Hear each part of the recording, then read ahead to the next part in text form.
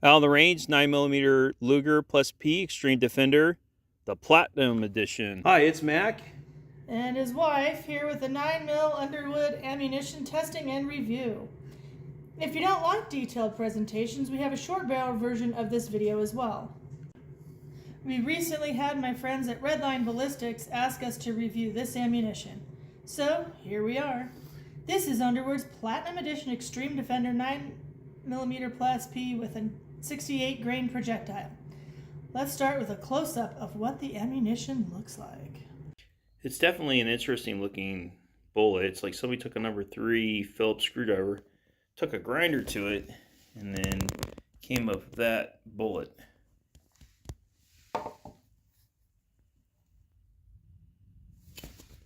The box has an advertisement for 1800 feet per second, but let's see what it will get out of the 3 different barrel lengths that we'll be testing. And if it's not your thing to be watching shot by shot through the chronograph, please feel free to skip ahead to where you see this high-tech velocity energy chart shown here. And now for some tedious chronographing. Okay, M&P Shield 3.1 inch barrel with the Underwood Xtreme Defender Platinum. Okay, unfortunately I didn't get that on camera. M&P Shield 1643 was the last shot on the Underwood. All right, last shot was 1643. Now we see what we get. 1625 and 1647. Still screaming out of a little shorter inch barrel gun. Ready? Ready. 4-inch barrel. 1761.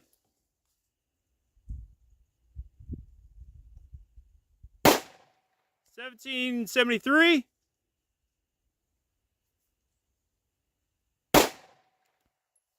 Okay, hopefully this one works. 4-inch barrel. SDV 9. Smith & Wesson. 1714.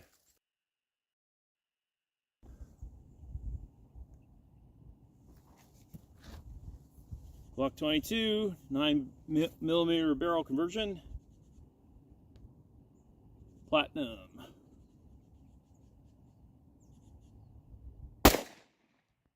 1917. 1906. And 1926. Smoking hot round. Alright, here are the results of the Underwood Xtreme Defender 68 grain 9mm. With a barrel length of 3.1 inches, our velocity was 1,638 feet per second, and our energy was 405 foot-pounds. Out of the 4-inch barrel, we have 1,749 feet per second for our velocity and 462 foot-pounds of energy.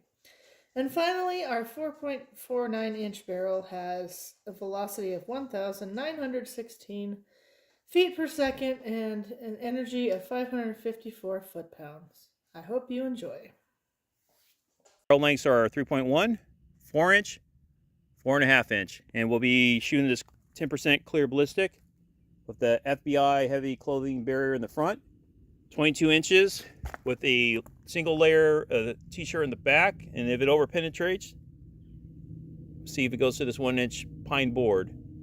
Stand by, see how this round performs. Okay, M&P Shield 3.1-inch barrel, Xtreme Defender 9mm. FBI. Okay, let's see what we got. It's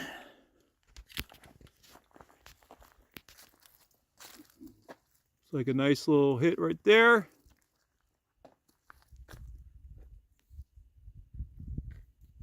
Let's see, wound track. Pretty nice wound.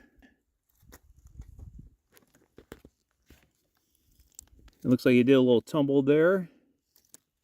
And there's the bullet right into their gel. Looks like it went in about 1 inch. So it was about 17 inches of penetration. All right, it starts doing its damage right away, about 3 inches. It starts to tumble. Hang on. And then I'd say about 6, it kind of settles down a little bit. and then does another tumble over about 10 inches to about 13 inches, and then streamlines into the backer block. Not bad. Good round for a short barrel. All right, let's see what the 4-inch does. Okay, what gun are we using here, Bob? Smith & Wesson. Smith & Wesson SD9 VE. 4-inch barrel. Underwood.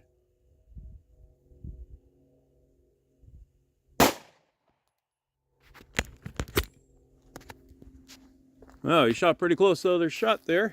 Good shooting, Tex.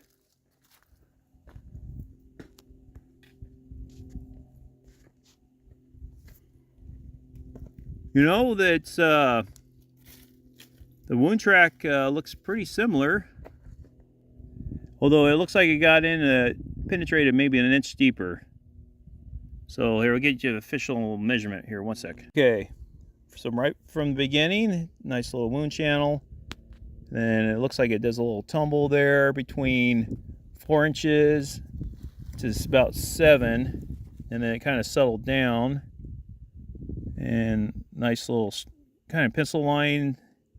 Look, it kind of tumbles about 12 inches to about 14 inches, and then that's all she wrote, to about, looks like maybe 18 inches. There's that. There's the 4-inch barrel bullet right there with the 3-inch up there. So it did penetrate a little bit deeper. Glock 22, 9mm Underwood with the FBI.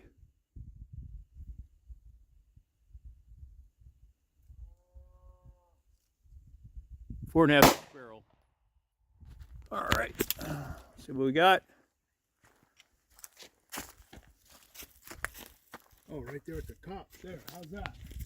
Well, it looks like it did the job, and it stayed in the block and went even further. So now, All right, we're done. we're done. All right, so this top one here is the Glock 22 with a 9-inch barrel conversion.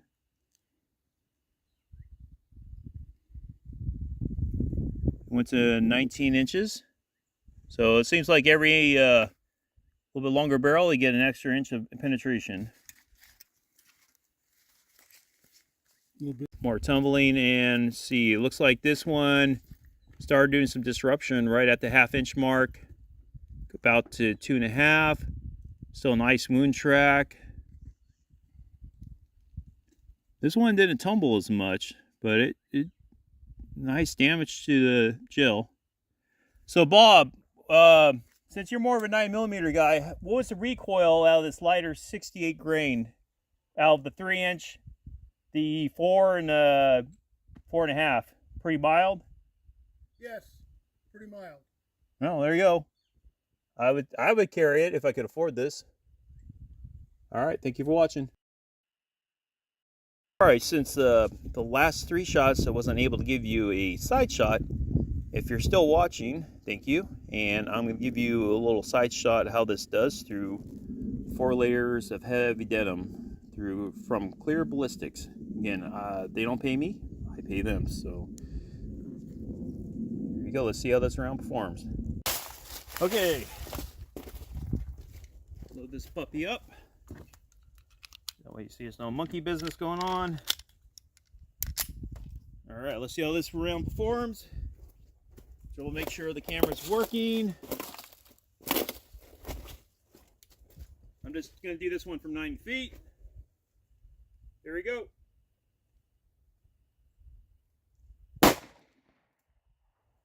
Okay, hopefully it stayed in the block. Looks good. Okay, there's your shot. Wow, nice wound track for 9mm, or for any caliber for that matter. I'm not trying to understate 9mm. And there's a bullet. Let me get you guys some measurements. Give me a second. Tape measures up above. So it looks like right about the 3-inch mark, it really starts to, looks like it tumbles, and a nice wound track. It goes all the way about 8 inches. Looks like it pencil lines. Did something there about 11. And that goes on through 14 and a half. And then the final dive into the block, which looks like it's about 1.5 inches. So that's 16 inches plus 1.5 inches. Good round.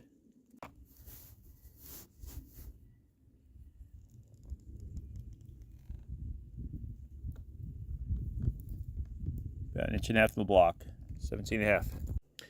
I would like to give a special thanks to Redline Ballistics for helping me find this ammo to test, and also to my buddy Bob for helping me make this video, as well as my beautiful wife for narrating it.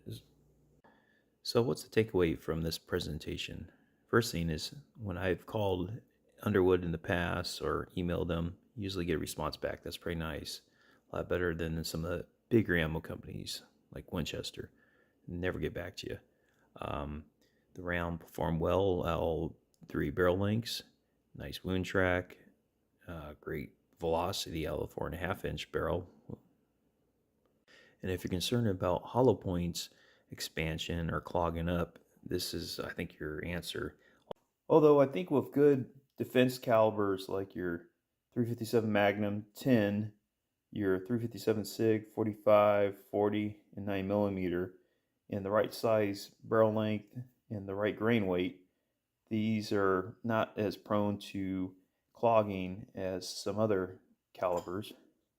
Although not as common with these type of cartridges, but as you can see, it does happen, whether it's partial expansion, clogging, or no expansion. And even more so with other calibers, such as, I would say some cartridges you might want to be careful with out of short barrels, like 38 special, standard pressure, 380, and 32 ACP. These cartridges have been known to they either can clog, or they don't expand at all, or they do expand well but then grossly under penetrate. That's where I think these little fluted bullets could be a good solution to the problem, or maybe an FTX bullet. If you would ask me if I would carry this round, I wouldn't hesitate for a second. The only reason why I don't is just because the expense of the round, being that it's solid copper and not, it's expensive. So get a couple boxes to shoot through my gun to make sure it cycles well. The point of aim is where I need it to be. It's a little cost prohibitive for me, but if that's not a concern for you, I think by all ways this would be a good round for you. And as always, thank you so much for watching EDC Ballistics. Please give it a like and subscribe if you haven't already. If you have a minute, give it a quick comment. Really helps the channel out. And we'll catch you next time.